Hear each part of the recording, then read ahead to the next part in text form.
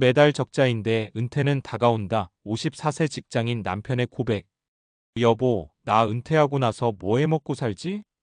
어느 날 저녁 30년째 성실하게 직장 생활을 해온 남편이 갑자기 물어왔다. 매달 월급 들어오면 카드값 내고 애들 학원비에 보험료 내고 나면 남는 게 없다. 아니, 남기는커녕 마이너스다. 그런데 은퇴는 코앞이다. 이젠 누가 봐도 언젠가가 아니라 곧 닥칠 문제다. 이 얘기 우리 집만의 얘기가 아니다. 지금 이 글을 읽는 당신도 어쩌면 비슷한 고민을 하고 있을 거다. 50대 중반, 아직 할 일도 많고 하고 싶은 일도 많은데 회사에서는 후배들 밀어줘야지 하는 압박을 받는다. 아이들은 아직 대학생이고 집 대출은 덜 갚았다. 퇴직금은 고작 몇 년 살고 나면 바닥이 난다.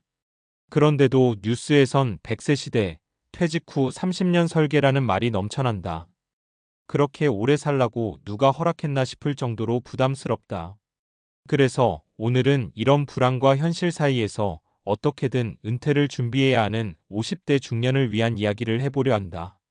막연한 조언이 아니라 실제 사례들과 실질적인 전략을 중심으로 아직 늦지 않았다는 걸 믿고 같이 한 걸음 내딛어 보자. 1. 은퇴 준비의 현실을 직시하자. 먼저 불편하더라도 냉정하게 현실을 보자. 지금 당신의 자산과 지출, 예상 은퇴 연령, 연금 수령 시점까지 전부, 현재 자산 예적금, 주식, 부동산, 퇴직연금 등 매달 지출 고정비 주거비, 보험료, 통신비 등 변동비 식비, 교육비, 여가비 등 예상 은퇴 시점 60세, 65세? 회사 분위기상 언제까지 버틸 수 있을까? 은퇴 후 수입원 국민연금, 퇴직금, 연금저축, 임대 수입, 아르바이트? 현실을 똑바로 마주해야 대비도 가능하다. 대충감으로 계산하지 말고 가계부 앱이라도 켜서 숫자로 확인해보자. 피하고 싶을수록 더 위험해진다. 2. 은퇴 준비 이 세 가지만큼은 꼭 챙겨라. 최소 생계비 확보 월 15만 200만 원은 기본.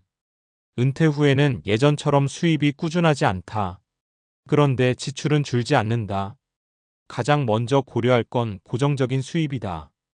국민연금, 퇴직연금, 개인연금 등 꾸준히 들어올 수 있는 항목들을 합쳐봤을 때 최소한 부부가 기본적인 생활을 하는데 필요한 15만 200만 원이 매달 확보돼야 한다. 포인트 지금이라도 개인연금, 즉 IRP나 연금저축보험 등을 꾸준히 추가 납입하는 것이 중요하다. 소득공제도 되니 일석이조다. 지출 다이어트 불필요한 소비 습관 털기. 막상 가계부를 들여다보면 왜 이걸 샀지? 싶은 지출이 수두룩하다. 지금은 버는 대로 쓰는 습관을 쓰는 만큼만 버는 구조로 바꿔야 한다. 특히 자녀 교육비, 차량 유지비, 외식비, 명절 소비 등은 큰 틀에서 구조조정이 필요하다. 실천 예시. 2대였던 차를 한 대로 줄이고 대중교통 이용. 외식 대신 주 1회 특별한 집밥. 명절 선물 비용 절반으로 줄이기. 자녀에게 솔직히 현 상황 공유하고 교육비 재조정. 은퇴 후 일거리 확보 소득보다 의미가 더 중요. 은퇴 후 완전히 노는 건 현실적으로 어렵다. 경제적으로도 심리적으로도. 퇴직 후 우울감에 빠지는 가장 큰 이유가 사회적 역할의 상실이다. 그렇기 때문에 소득을 떠나 삶의 리듬을 만들어줄 일거리가 필요하다. 현실적인 방향성. 기존 경력을 살린 자문, 강의, 컨설팅. 정부나 지자체의 신중년 일자리 사업 활용. 취미를 수입으로 연결하기 유튜브, 사진, 글쓰기, 목공 등. 창업보다 소소한 부업부터 시작하기. 3. 실제 사례 3가지 내 이웃들의 은퇴 전략. 사례 1. 월세 70만 원이 노후를 바꿨다. 56세 김정환 씨. 김정환 씨는 건설회사에서 30년 넘게 일했다. 그는 52세부터 은퇴를 준비하기 시작했다. 큰 투자보단 실현 가능한 걸 찾다 소형 원룸 매입 후 임대를 택했다. 대출도 일부 끼긴 했지만 본인이 직접 인테리어도 하고 세입자도 구했다. 현재는 은퇴했고 매달 월세 70만 원이 꼬박꼬박 들어온다. 큰 돈은 아니지만 이 돈이 있으니 국민연금이랑 합쳐서 매달 180만 원은 돼요. 그걸로는 불안하긴 해도 기본 생활은 가능해요. 핵심 교훈 큰 수익보다 꾸준한 현금 흐름이 답이다. 사례 2. 퇴직 후 글쓰기로 월 50만 원 58세 윤미자 씨. 직장 생활 중 틈틈이 블로그와 SNS에 여행 후기를 올리던 윤미자 씨. 은퇴 후 그 콘텐츠들을 엮어 작은 전자책을 냈고 글쓰기 강의도 병행했다. 요즘은 한 달에 34편의 칼럼도 쓴다. 수입은 크지 않지만 매달 3,050만 원의 보탬이 되고 있다. 돈보단 내가 여전히 사회에 필요한 사람이라는 느낌이 좋아요. 친구들 만나도 자신감이 생기고요. 핵심 교훈 취미가 곧 일은 곧 자존감이다.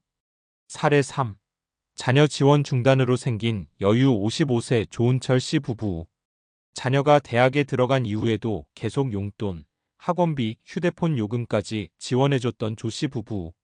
하지만 재정 상담을 받고 큰 결단을 했다.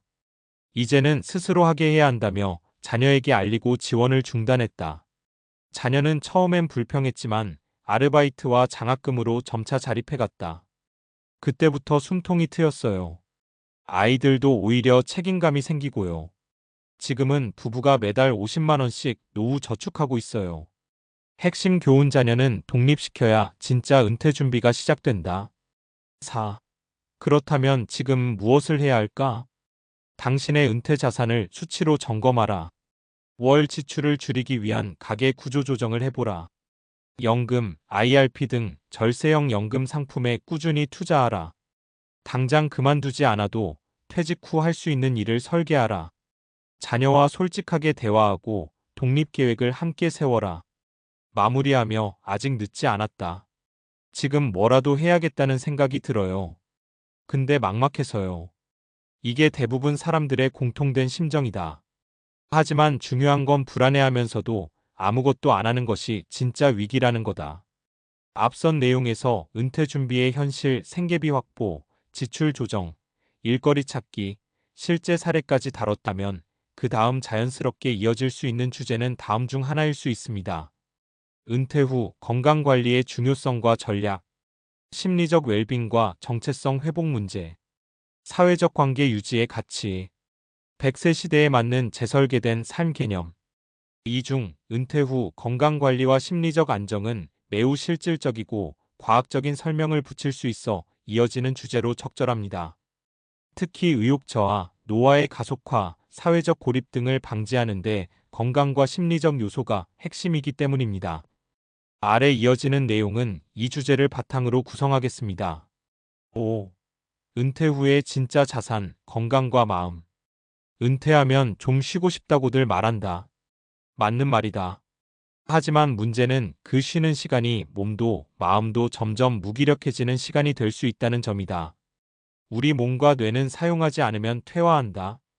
이건 그냥 비유가 아니라 뇌과학 생리학적으로도 증명된 사실이다. 과학이 말하는 건강과 활동성의 관계. 근육은 30대 이후 매년 1%씩 줄어든다. 특히 은퇴 후 활동량이 줄면 근감소증 SARCOPENIA 급격히 진행된다. 근육이 줄면 낙상 위험은 물론 기초대사량이 떨어져 살이 찌고 당뇨, 고지혈증, 우울감까지 겹치기 쉽다. 뇌는 외부 자극이 줄어들면 가속 노화된다. 사회적 상호작용, 규칙적 생활, 목표 지향적 활동이 뇌를 건강하게 만든다. 특히 해마기억을 관장하는 뇌 부위는 이를 그만두고 무기력해질 때 위축되며 경도인지장애 MCI나 치매로 이어질 수 있다. 심리적 정체성 상실은 우울증의 주요 원인. 직장에서 은퇴하고 나면 대부분의 사람은 나는 누구인가에 대한 혼란을 겪는다. 이걸 정체성 공백기라고 부른다. 이 시기에 자신만의 일 역할, 사명을 찾지 못하면 무기력감, 고립감에 빠지기 쉽다. 6. 건강과 마음을 지키는 3가지 전략. 규칙적인 신체 활동 운동은 약보다 강하다.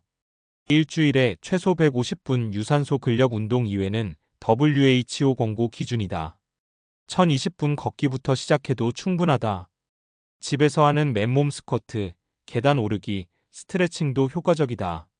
운동은 단순히 체력만 키우는 게 아니라 뇌 속 도파민과 세로토닌 수치를 올려서 우울감과 피로를 줄인다. 사례. 퇴직 후 무기력해졌던 아버지가 매일 공원 걷기 시작한 이후로 아침에 일어나는 게 쉬워졌어요. 32세 직장인 딸 인터뷰 중 사회적 관계 유지 커뮤니티와의 연결이 장수의 비결. 하버드 대학교의 80년간 장기 연구에 따르면 사람을 가장 오래 건강하게 만드는 요인은 좋은 인간관계다. 은퇴 후에도 소모임, 교회, 지역 커뮤니티, 봉사활동 등을 통해 관계를 유지해야 한다. 이때 중요한 건 정기성과 정체성이다. 나는 모임 회원이다. 나는 동네 도서관 자원봉사자다 같은 소속감이 정신 건강을 지탱한다. 실제 사례. 퇴직 후엔 아무도 연락 안 하더라고요. 그래서 내가 먼저 연락하고 취미 동호회 찾아갔죠. 지금은 주말마다 나갈 곳이 있으니 마음이 덜 무거워요. 60세 김태호 씨, 퇴직 후 사진 동호회 활동 중.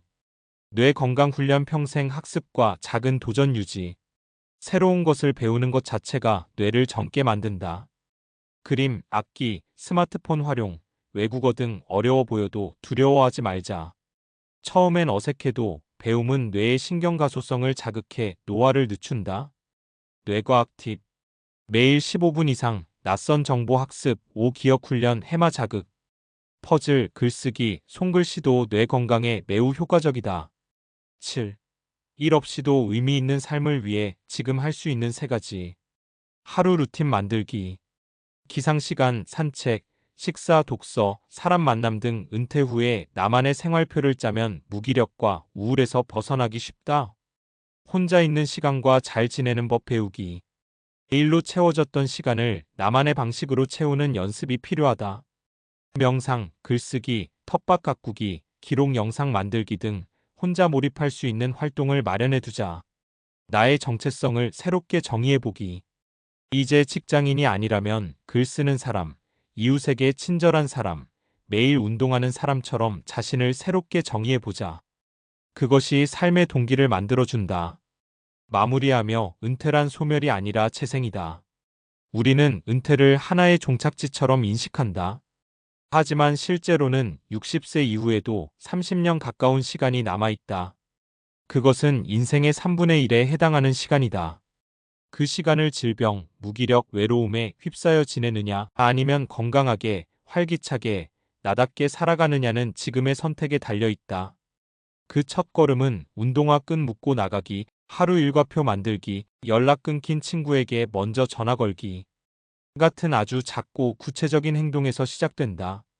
그리고 무엇보다 중요한 건 이 인생의 새로운 챕터도 충분히 의미 있고 멋질 수 있다는 걸 스스로 믿는 것이다.